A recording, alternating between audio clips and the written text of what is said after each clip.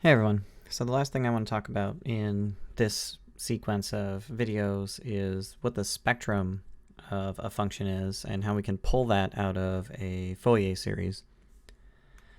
So this is going to involve the Fourier coefficients, and we're going to write those with f hat, n, or cn interchangeably. So we're going to be talking about the spectrum of a function.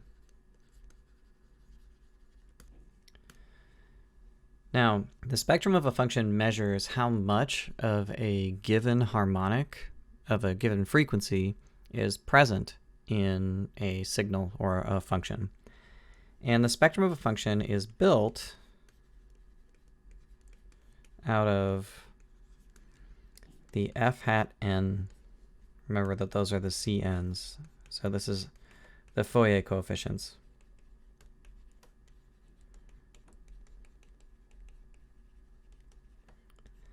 So we have to be a little careful with how we interpret what a Fourier coefficient is, because remember, a Fourier coefficient is a complex number. So Cn is complex. And Cn is attached to a particular harmonic, Cn e to the 2 pi I n t is the nth term. This part is the coefficient. This part is the harmonic. And remember, it's called a harmonic because it's really just a sine and a cosine. Now, how much of that harmonic is present? How much of the n hertz harmonic is present depends on the size of Cn. But there's another piece of information inside of Cn as well, which is the phase shift of that particular harmonic. Not every signal of a given frequency has to start at the same point. So you could have the same harmonic with the same magnitude, but differ in phase, and you would get a different complex number as the coefficient. So let me give you an idea what I mean. Suppose that we had Cn was equal to 2 e to the I pi over 2. Now what that measures, or what that shows, is that the nth harmonic has magnitude 2 because of the 2 that's in front. The radius of the complex number is the magnitude of that particular harmonic. But the angle, remember, e to the I theta is an angle, or we think of it as an angle because it measures a point on the unit circle. So it's a unit circle point. And that unit circle point is the phase shift of that particular harmonic. So this has phase pi over 2. So that particular wave is shifted pi over 2. One way of thinking about that is what we're saying is that whatever the e to the I theta thing is doing, when it starts here at e to the I pi over 2. And then the complex harmonic takes over and starts spinning around the circle. Because what this gives you, the 2 e to the I pi over 2, is the starting point. And then the function is what happens as time goes on. That's the 2 pi I n t. So this is the function that operates as t goes to infinity. Okay, so the starting point is here, and then the e to the I theta part makes it move around the circle with this frequency. Frequency n.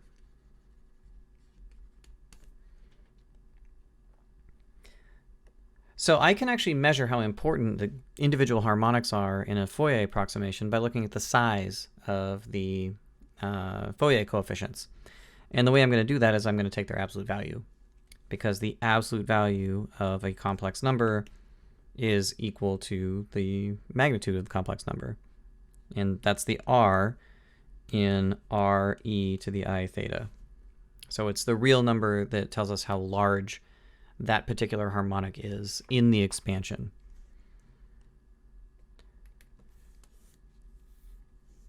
So all that a spectral plot is, so a spectral plot, usually what you start with is a list of Fourier coefficients.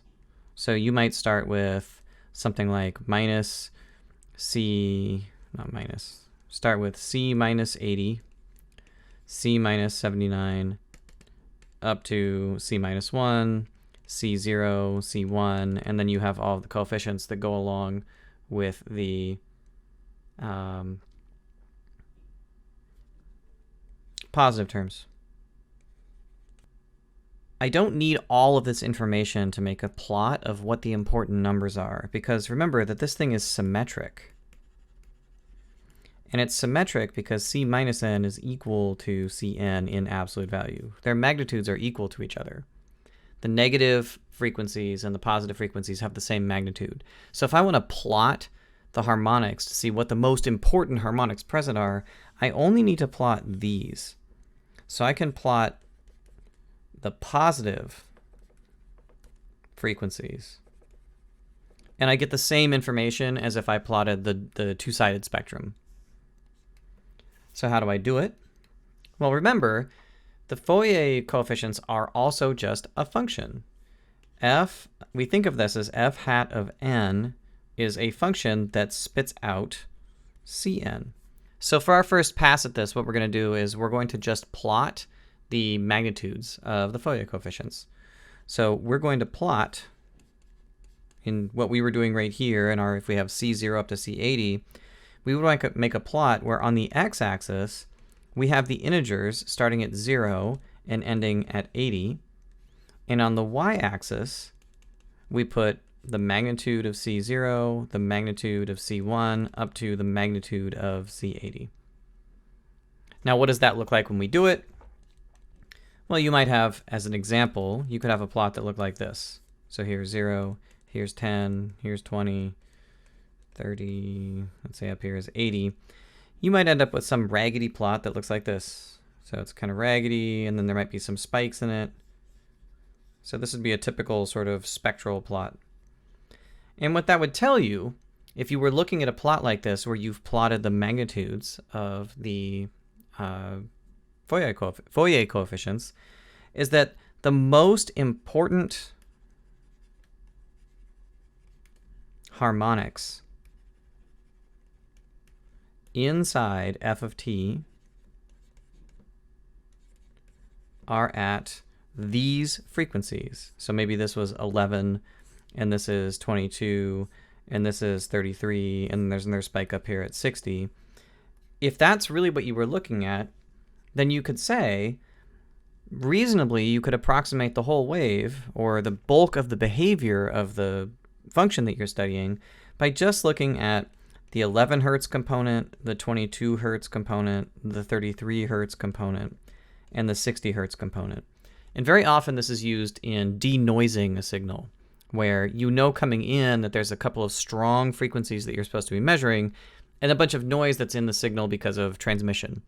And you can use the Fourier coefficients to pull that noise back out of the signal. Another way that this gets used is in the interpretation of, say, earthquake data, where you want to know a particular mode that an earthquake is moving in so that when you design a building, you can resist the harmonics that show up in an earthquake. Well, you can't read that information off of a seismograph, but if you calculate the Fourier coefficients, you can look at the strongest frequencies, the strongest harmonics that are present, and design against those particular harmonics. So now I'm going to pull over to MATLAB, and we're going to take a look at what these things actually look like when you compute them. Okay, so for the first example, we're going to look at our approximation of this square wave, which had frequency 5 hertz. And if we do that, we do a spectral plot. You can see the work that I've done down here at the bottom. All I'm doing here is I'm saving the Fourier coefficients into an array, and then when I'm finished, I take their absolute value, which is the magnitude of a complex number, and then I plot just half of the array, starting in the middle, because that's the C0, and out to the end. And what you get when you plot that is this. So you can see here that the spectral plot of my 5 Hertz square wave, this is just a plot of the magnitude of the Fourier coefficients.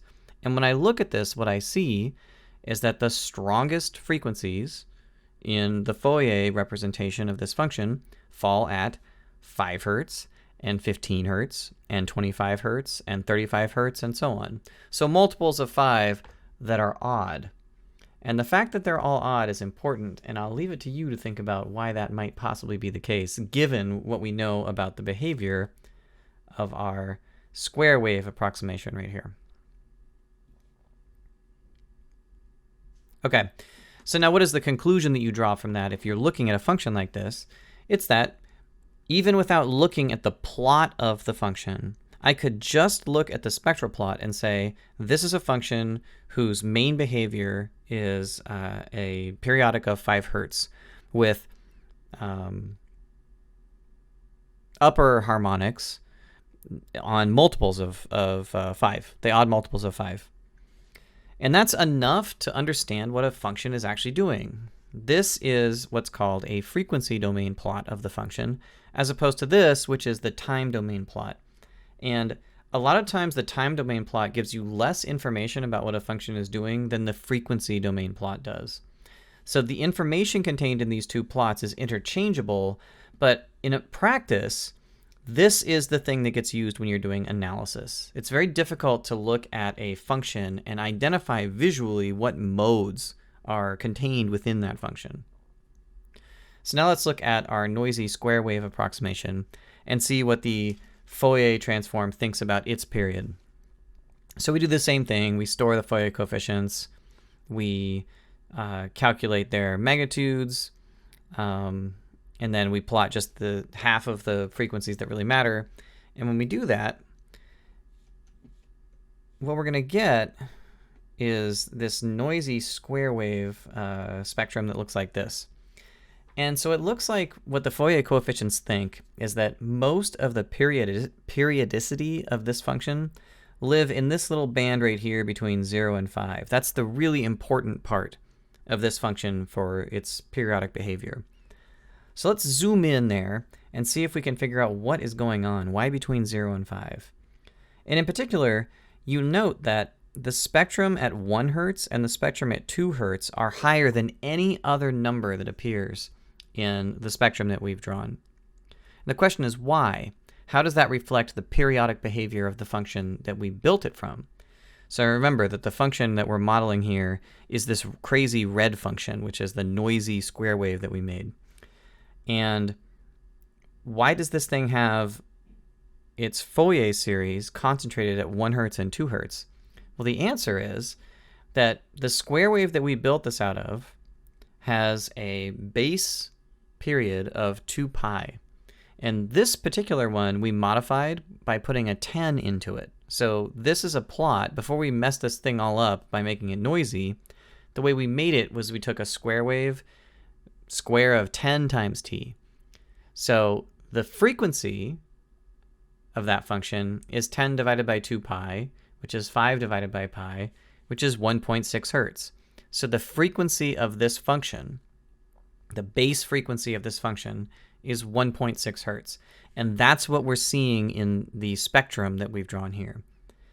Now, if you're looking at this noise, you might not be able to identify that this is a 1.6 hertz function at its core, but the spectrum reveals that pretty immediately. And this sort of spectral analysis can be used not just for finding the major modes in the analysis of a function, but minor modes as well. So one of my favorite examples of this is in a lot of applications, you actually know the precise way that, say, a machine should be vibrating.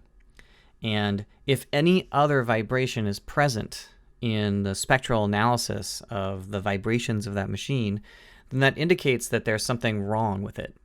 And so you can look at that by comparing your spectral analysis to a base spectrum, right? And if you have a prototypical spectrum and you compare it to the one that you've actually made, and there's extra frequencies present in the Fourier decomposition, then you better figure out why there's extra harmonics running around. This is the sort of heart of the analysis of vibration and oscillation. And we're going to see that the idea of pulling a function apart into vibrating components like this, where we've taken something that was already periodic and we've pulled it apart into vibrating components, actually also works for functions that are not periodic, with some exceptions. And that's going to lead to maybe the most important mathematical idea that I know, which is an object called the Fourier Transform. And that's going to allow us to take the ideas that we're working on here right now and apply them to all functions. Okay, so I hope this has been enlightening, and I will talk to you guys soon.